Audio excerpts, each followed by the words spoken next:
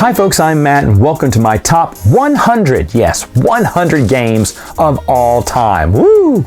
We are in the 90s now, and at number 90 is a game by Tasty Mental Games that no one loves but me called Noblemen.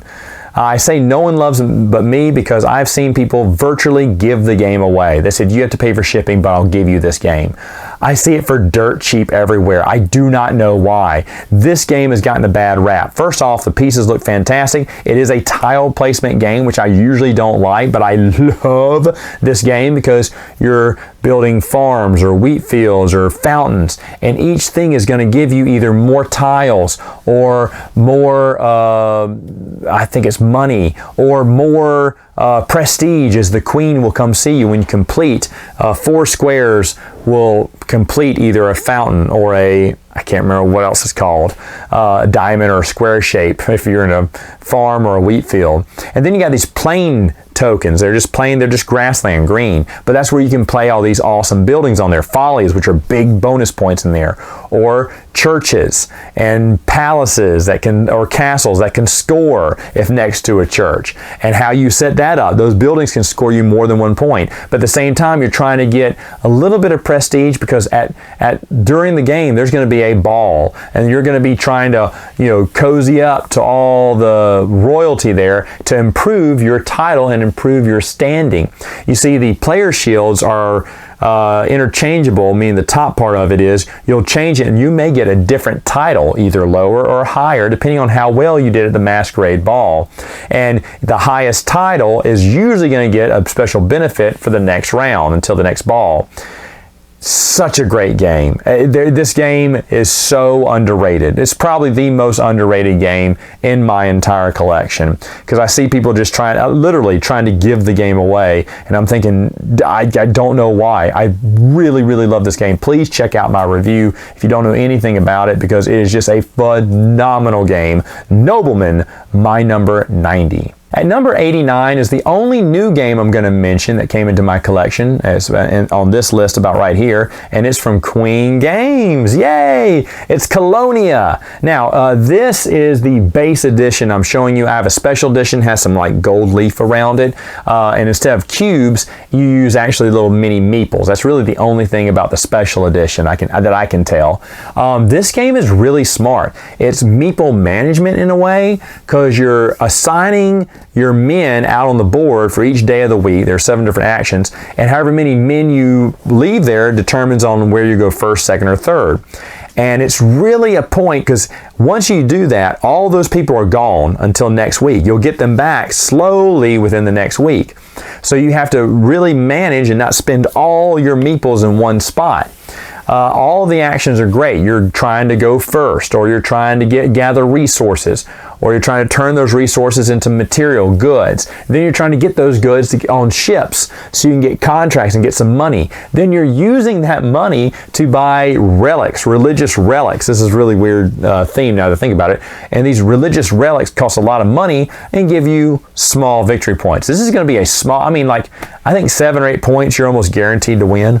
You're thinking, wow, a game that you don't even go to 10 and it's that fun? Yes, it is. It's so much fun. I don't know why. I've never thought about Colonia before. Maybe I just passed it up for so many years. Maybe because of the cubes. Hey, it could be some of the pieces there. But when I saw the special edition, someone had it, they were selling it for about the same price as the regular game was selling. And I saw the meeples, I was like, oh, that's kind of cool. And I got it. And we played it. And after the first round, my gaming group remembers this because I kept going, oh, wow, this is a fantastic game. And they're going, oh, no, why would you doubt a Queen game? I said, I don't know. They love Queen games too. Colonia, folks, but you can get the base edition, the regular edition. That's going to be fine. Cubes or meeples, it really doesn't matter in the long run. I just like the little meeples instead. But so many actions that you can do and so many things you want to do throughout the days of the week because you're trying to get enough money to buy one of those stupid relics so you can get some stupid little points. I can't believe it, but Colonia is a phenomenal game, and it debuts on my list here at number 89. At number 88 was the newest game I added to my collection last year before making my list. It was literally the last game I played that made it onto the list. And now I believe it's moved up, although I should have looked this up before I started these videos, but at number 88 is Yunan.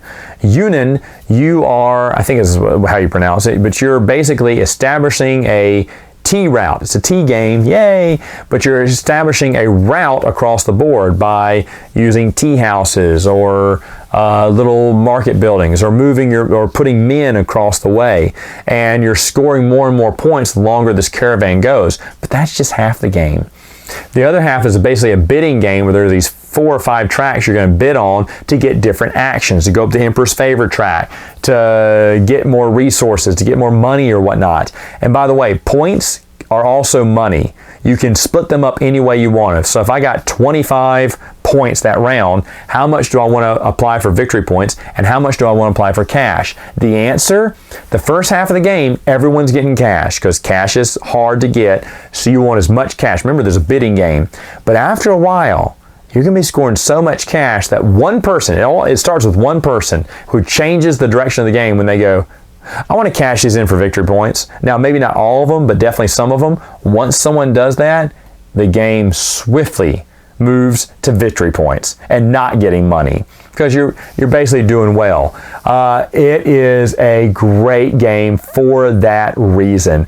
Absolutely love this game. I think it is fan-friggin-tastic. I have played it several times, and it's hard to get all the way to the very end. There's some shortcuts you can take, and I guess I'll have to do that next time because I've been right there by the last city you can get by, which can give you some huge victory points in the game if you can get there in time. But there's a T inspector, I think, that's always foiling whoever's number 1 or whoever's highest on the Emperor's track. But if you make it to the very top of the Emperor's track, then the T inspector will never bother you again. It's a really neat game, definitely worth checking out. Don't know what the price of that would be now, but Yunan, awesome game, my number 88. At number 87 is another game that I absolutely love, and it's a historically based game called Sealand. In Sealand, you are basically helping out the city by setting up windmills and clearing out the swamps. And in those cases, you'll be planting tulips and I can't remember what else. All these different types of flowers and really making the board look beautiful. And you're also trying to score a lot of points as well with these tokens. And also another cool thing about this game is there's a couple of cool things. First off, when you score points, if you scored a lot of points, you may want to call it and place one of your 2 markers on the score track. If it ends up being the first or second highest one-time score, you're going to get bonus points in the game. If you don't, the mistake people make is they see someone's and they say, well, I can probably beat that. Oh man, I came close. Well, if you came close, put it on there. You may be number 2.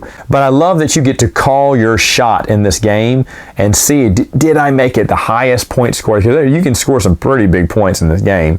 The other thing I love about this is I have to say, rondelle or mechanism where there are these coins, and you move across the coins, and once someone moves off the last space, that coin moves to the front of the line. Now, the reason this is important is you can always skip as long as there are coins ahead of you, but if there's no coins ahead of you, you have to take the next action. And one of those actions is really bad. You're going to lose points on it. So someone who spends their money and goes too far ahead in the game to get one tile they really needed better watch out, because that player who's in last can just take one move after the next, slowly only allowing one coin in one space for that other player and sticking that player with cards or tiles, I should say, that they really don't want or need. This is an excellent game. It's a double-sided board. One's an easy, it's got some iconography on it. The other one's kind of doesn't have that, and I always play with the other side. But just a wonderful game. This is another game that when I sat down and played it, showed it to my gaming group last year, I remember they went, I'm going to buy a copy. Like almost immediately after playing it. And hey, Sealand is a great game. Again, I said it's based off a historical event that happened in that area a long time ago. I can't remember off the top of my head, but that just made me love the game more. So Sealand, my number 87. You know, I talk a lot about being wrong about certain board games, and one game that I never wanted to play because I thought it looked like garbage, and then Cosmos said, hey, we'll send you it. And I was like, fine, send it to me. It was Imhotep, which is my number 86 right now. Imhotep is a great game. Believe the hype here. Imhotep, you're basically it's just getting action points, putting cubes onto your player board, also getting those cubes onto ships, also moving those ships to different docking areas and scoring points depending on where you're putting it. And by the way, people can share boats with you, or you can move boats with someone else's cubes on it too. You're like, I know where you're going. You're trying to go over there to get those big points. I'm going to move your ship on my action and move you to a crappy spot where you won't get that many points. It's really good. And there's so many different tiles in the game as you look at all the little mini expansions that come out for it. There's so many different tiles that give you different actions at these docking stations. You could play this game forever. And the blocks, the cubes are real big, thick, super blocks. Really impressed by this game. I think this is it's not my highest game by Cosmos, but it is up there though. Imhotep is, and I have tons of Egyptian themed games, and I'm like, please, I don't want another one. But Imhotep, yeah, it's going to stay in my collection. It is absolutely wonderful. At number 85, I want to talk about Queen games again. So let's talk about it. Airships. Ooh. Airships is a wonderful game where you're rolling die, trying to achieve getting guards to kind of upgrade your board, which when you upgrade your board, you could be rolling with more dice or upgraded die, which have higher pips on them. And you're trying to, first off, achieve points by either gathering certain characters on the board or trying to build the blimp, which is some of the hardest things to do, but can score you some big points. It's a really smart game, and it's super cheap. This is another game that I see online all the time for like 10, even $5 at once, but you can get it for super cheap. And I mean, the board is this one long board. It took me forever to do that review. I was like, oh my gosh, I got to put this, I think I had to put the stand on a chair too, the camera stand on a chair just to get it all, because it was one long board. Don't know why they did that, but it fits in the game just perfectly. It folds in. It's an interesting different board here. Cards are always coming out, and you're always trying to attempt to roll to get a certain card. And there are little flag tokens you have that can help you out and mitigate some of your rolls, or help you out in the game. But ooh, what a wonderful game Airships is. I remember the first time playing this last year, I was very impressed. And even playing it here again, I brought it out, I was like, is this going to be as fun as I remembered?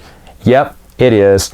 Airships, another win for Queen games. If you don't like Queen games, you probably don't want to hear the rest of my top 100, because there's going to be a ton of them in there. And I stand corrected. There is another brand new game in my collection. I got it early this year, which is why I forgot it was new. It is Samur, I guess. Basically, it's How to Train Your Dragon, the game, done right. In this game, you have these acrylic pieces and an acrylic dragon rider that you're moving across the board and either completing quests with your dragon rider or going on different areas of the board as worker placement and getting certain objectives done. Building resources or playing certain cards. You can either get dragons extra. The dragon art is absolutely beautiful. That's why this cover art tells you nothing about the game. It tells you absolutely nothing about the game. They should have used one of the dragons for the artwork, and this game would have sold like hotcakes. I'm almost convinced. And maybe instead of acrylic tokens, maybe you should have used more wooden bits. They use wooden bits for the resources. Like I said, the game looks amazing, and it's so stinking fun. And you basically take your dragon and you train him to get better. You can power him up too to do different things. Each dragon looks different. The artwork's beautiful. There's the expansion. I can't remember what it's called right now, but you know what? It's fun. We play it. You can go on a Wizard's Quest, which is a separate board. And if you move along there, you're always getting little bonus points. Or you can just give up and take the wizard and move him to your area to have an extra player on the main board, which is sometimes what a lot of people do. You do get extra points for the wizard if he completes his journey to wherever he was going. But getting all those little extra victory points, other little bonuses in the game, ain't bad. No, it's not a bad expansion. There's another mini expansion too. I think it's on BGG Market. That's just some extra cards, but it's still pretty good. I love everything about this game. Love everything about this game. Great game. Very thematic. Like I said, your dragon riders going on these quests by giving up certain resources or things and getting more points. But it's also a race because there could be more than one dragon rider on that quest, and there's only one. There's two spots going. There's two paths, but it's leading to the same final spot. If you didn't make it, then you're going to miss out on those points. So it's almost like a race to get to the end of the quest. Man, beautiful game. Another game that sells for super duper cheap. And if you just looked at maybe those acrylic pieces, or you looked at the box art and it goes, why is he flying a big bird? I thought this game, and what does Samur mean? I don't know. All I know is this game is excellent, which is why it's number 84 on my list. At number 83 is the game Tuna. For Tuna, you are trying to seek the favor of the Caesar by doing different things for him. It's dice selection. The lowest die is the easiest one to achieve. The reason you pick it is because maybe someone can achieve something higher. That's mean, but that's the name of the game. Because you're trying to slowly move your pawn to Rome, however way you can. Usually that's making the emperor happy by giving him wine or food or women or guardsmen or whatnot. The higher the sacrifice, the more points up you're going to move. You can also get some upgrades going on with your own little dorm or whatever it's called. Your own house is building up to where it can supply certain goods. Also, it's got this wonderful, I love this mechanic where you have these three cards that represent actions. You flip one over to the black and white side because that way no one can steal it from you, because someone will be stealing cards. Every round they play a card, they can give it to another player or actually steal a card from another player if they want to. And the only way they're not stealing it is if you flip it over. But you only get to flip it over once. So if you have all the cards you need, that's a hard decision to figure out which one do I want to flip over and keep. And sometimes you may not even use that one. There's been times that's happened to me too. I was like, I don't even know why I flipped that one over. I really need that. Such a great game, and I am someone who, man, the Roman theme and the Egyptian theme, I have tons of games like that in my collection. I don't want any more of that theme, but when I saw Tuna getting played, I was like, that sounds like a game right up my alley, and it really is. It's such a great game trying to get to Rome. Even if you cross the border and get to Rome, you may not have enough to win the game. Someone else may come in at the last minute and bump you out of Rome or get that much closer to the Caesar. It's really cool. Whoever gets inside the gates, no, they have to score to be inside the gates, but getting to the Caesar first can give some big victory points too. Great game. Another game you can get for super cheap. I guess I am different. I'm a different board gamer, and that's why I have things like, Tuna on this list. I'm trying to look and see where it is. 83. I didn't peek. At number 82 is a heavy, can I call this deck building? I don't know. It may be. Food Chain Magnet.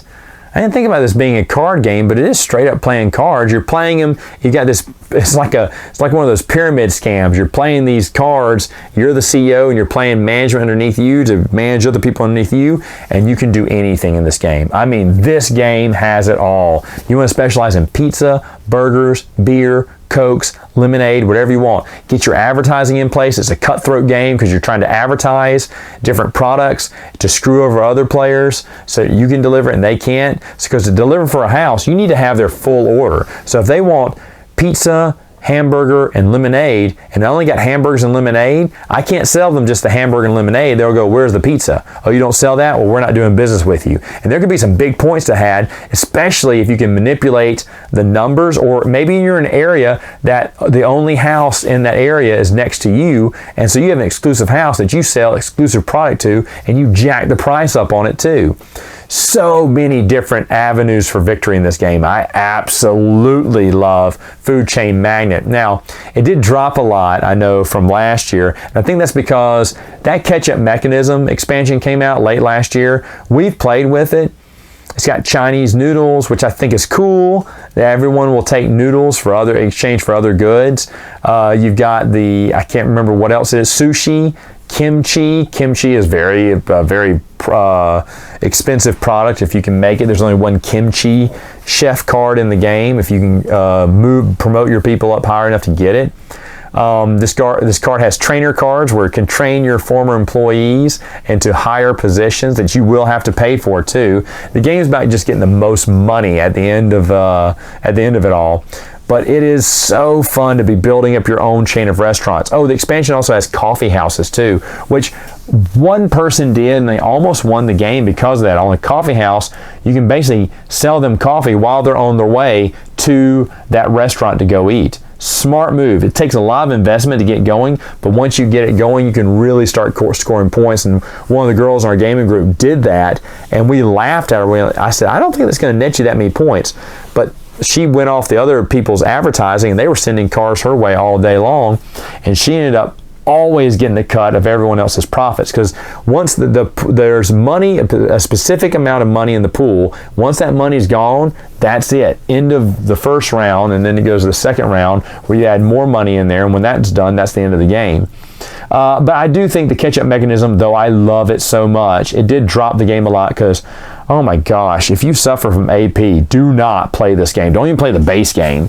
The base game enough was getting kind of rough playing it with them, but when I introduced the catch-up mechanism, I could see the brain like just kind of leaking out of their ears. They were almost in full meltdown mode because they were just, and I gotta admit, there's a ton of choices in the catch-up mechanism. And I love the expansion. I absolutely love the expansion. But even I have to admit, even I was a little bit, analysis paralysis going, oh my gosh, what am I gonna do? There's so many choices. Food Chain Magnet though, folks, I know this is an expensive game, even brand new, but it is worth it. Worth it. You get tons and tons of wood bits. You're going to get your money's worth. And even though the tiles look completely boring, it's going with the error of when it was supposed to happen in the 50s. And I don't agree with that. I think it's kind of cheap, the lack of artwork on the tiles. And I think they would have sold more units if they would have done that. But either way, it's got kind of a charm to it now. I don't mind it anymore. But it is a phenomenal game. Do not cheat yourself out by just don't let the price tag get you out of the way on this one. Pull together with someone else. Get this game and thank me later. And finally, number 81 is a game called St. Petersburg. In St. Petersburg, you're basically bidding on things, bidding on workers who are going to give you supplies, bidding on houses that are going to give you victory points, bidding on royals who are going to give you victory points. And if you play with the expansion in the second edition, I think, there's the market too that you want to get because you can get victory points there too. And then at the end, there are these special cards that can enhance the buildings that give you more money, or the people that give you resources or money, or whatever. It's going to enhance all of the politicians, the nobles, no, not the market, I don't think, but it'll enhance the other three types of cards. I guess this is card drafting. Now that I think about it, that's kind of weird. I hate card drafting games, but St. Petersburg, I think that's how you could define it. I mean, you're buying these cards. You aren't really drafting it, I guess. So, but anyway, St. Petersburg, excellent game. Excellent game. I finally got the hang of it, even though you can always lose control. You can run out of money. You can just, you have to totally rework an idea, and sometimes it takes 2 or 3 rounds to get back on track. St. Petersburg is a solid game. If you get the second edition, I don't know how much it's going for now, but you definitely want to get the English version, not the German version like I did, even though all the rules I downloaded on the Board Game Geek. That's the reason I probably got a little bit cheaper, because it was a foreign copy. But St. Petersburg is just an excellent game and well worth your time. Hey, speaking of time, I'm up on my time, so I will see you next time with another video. Take a drink every time I say time.